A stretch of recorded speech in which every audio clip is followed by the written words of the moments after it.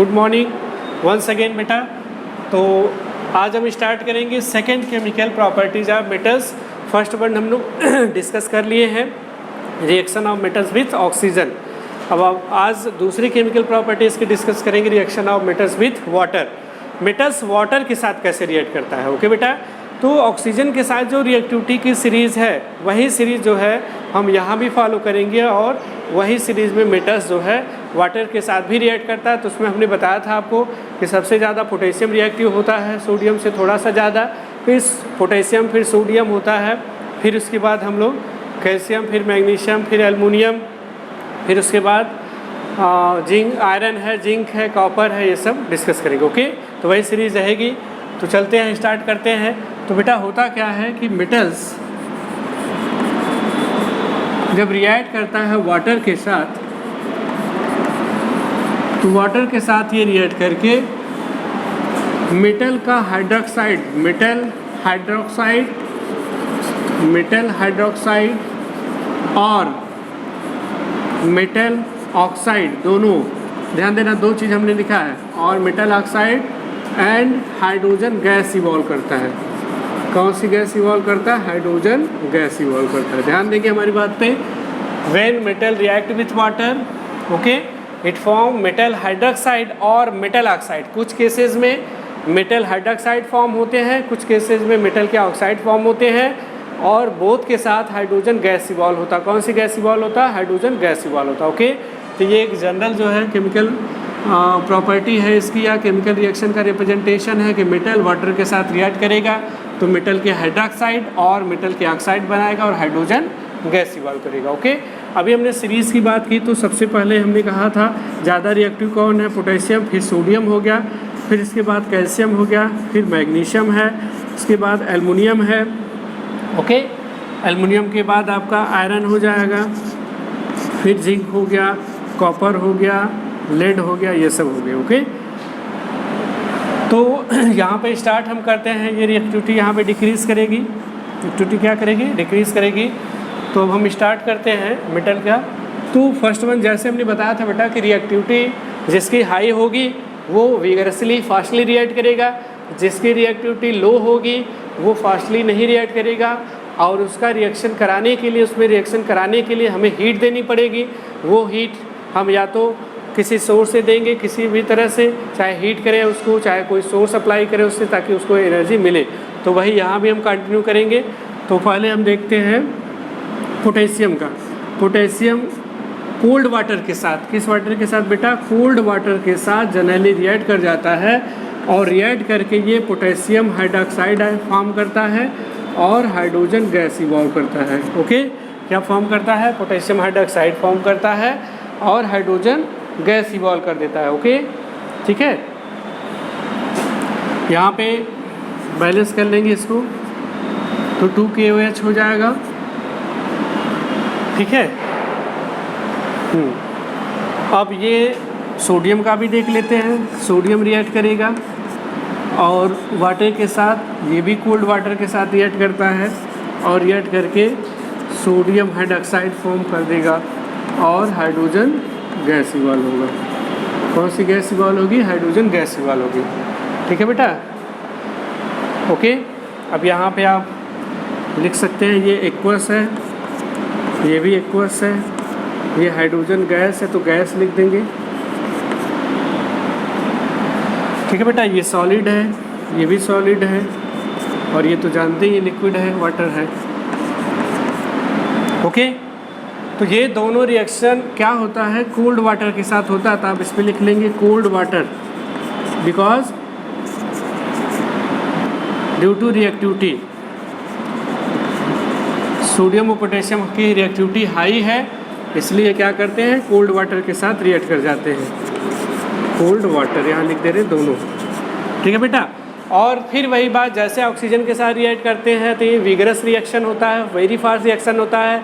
That's why ये open atmosphere में जब कांटेक्ट में आते हैं तो ऑक्सीजन के साथ रिएक्ट करके गैस फायर कर लेते हैं।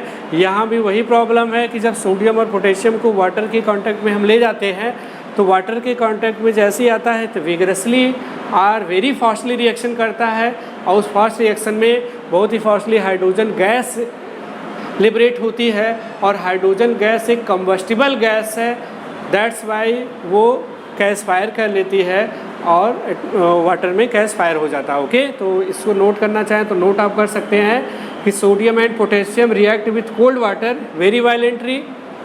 नोट करना, नोट कर ले बेटा, sodium and potassium react with water very violently and very fastly and evolve high amount of hydrogen gas. This gas, hydrogen gas are combustible gas and catches fire in water. That's why they react with water, react with cold water and catches fire. इसीलिए sodium और potassium जब cold water के साथ react करते हैं तो catch fire कर लेते हैं, मीन्स आग लग जाती है। इसमें क्यों लग जाती है? उसका रीज़न है कि हाइड्रोजन गैस बहुत ही फास्टली इवॉल्व होता है और हाइड्रोजन गैस कंबस्टिबल गैस होता है, और कंबस्टिबल गैस होने के रीज़न से उसमें कैच फायर हो जाता है। ओके, और रिएक्शन इतना विग्रस होता है, इतना फास्ट होता है कि ये निकलते हैं तो कैच फायर कर लेते हैं। ओके बेटा, तो ये आप नोटिस किए रहेंगे दोनों रिएक्शन, इसको नोट डाउन भी कर लेंगे जो हमने बताया। अब आते हैं हम कैल्शियम और मैग्नीशियम के पास। कैल्शियम और मैग्नीशियम का जो रिएक्शन है बेटा, ये रूम टेम्परेचर पे हो जाता है। किसका? कैल्शियम का और मैग्नीशियम का। तो कैल्शियम का पहले देखिए, कैल्शियम जो है, हाँ यहाँ पे एक चीज़ नोटिस करें आप, यहाँ पे हाइड्रॉक्साइड बन रहा है, पोटेशियम हाइड्रॉक्साइड और sodium hydroxide, metal hydroxide form हो रहा है। अभी मेटल का ऑक्साइड नहीं फॉर्म होगा, ध्यान रखेंगे। जिस मेटल की रिएक्टिविटी बहुत ज़्यादा है, वेरी हाई है, वो सारे मेटल मोस्टली क्या बनाते हैं? मेटल के हाइड्रॉक्साइड बनाते हैं, और जिनकी रिएक्टिविटी लेस है वो मेटल के ऑक्साइड बनाते हैं। तो पोटेशियम और सोडियम की रिएक्टिविटी हाई है, तो यहाँ पे पोटेशियम हाइड्रॉक्साइड, सोडियम हाइड्रॉक्साइड बना। फिर इसी तरह से जब कैल्शियम से रिएक्ट कराएंगे वाटर के साथ H2O से, तो यहाँ भी बनता है कैल्शियम हाइड्रॉक्साइड और हाइड्रोजन गैस लिबरेट होती है। क्या बनता है?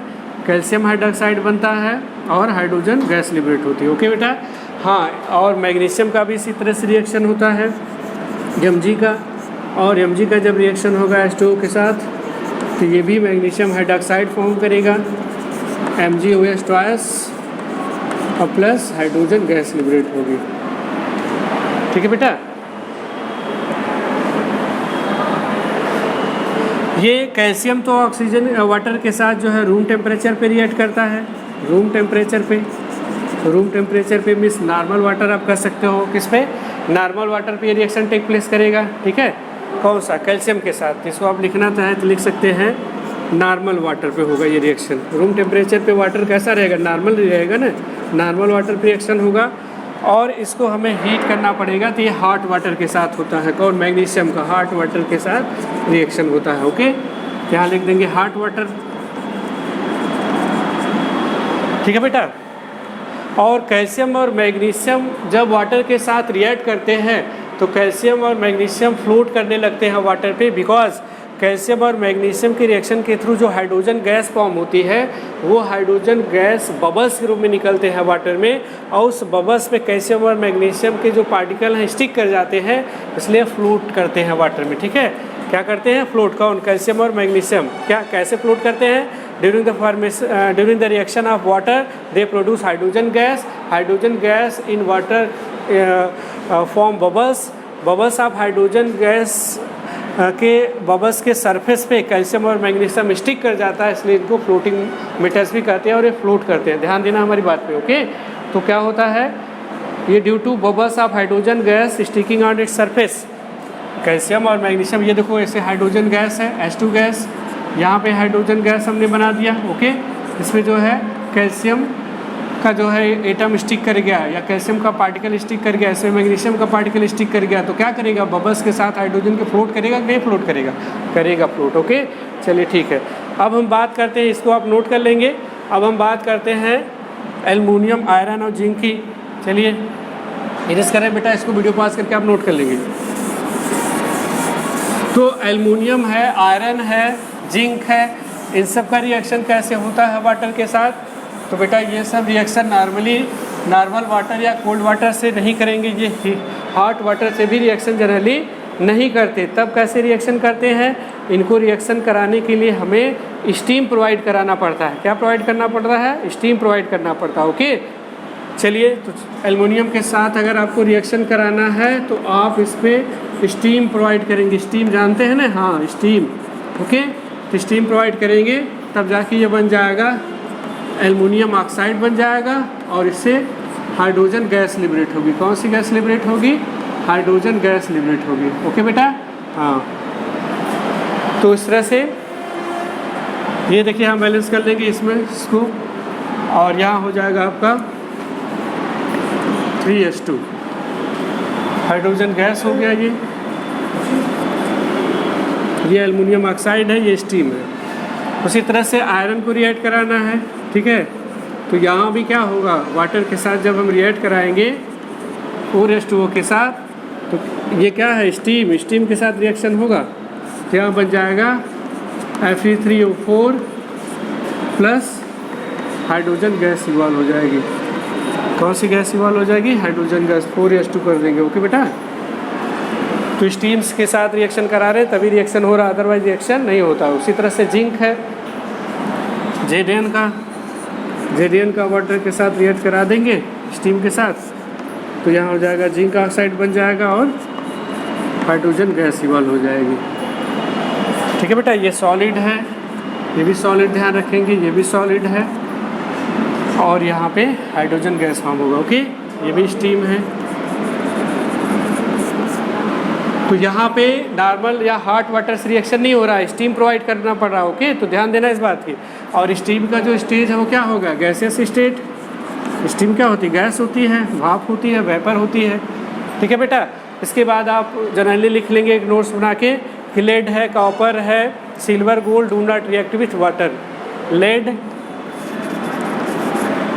Copper, silver, gold, platinum do not react with water. Do not react with water. तो ये हो गया वाटर के साथ रिएक्शन बेटा। ओके, इसको आप नोट डाउन कर लेंगे, फिर अगले वीडियो में अगली प्रॉपर्टीज आपको बताएंगे। Thank you.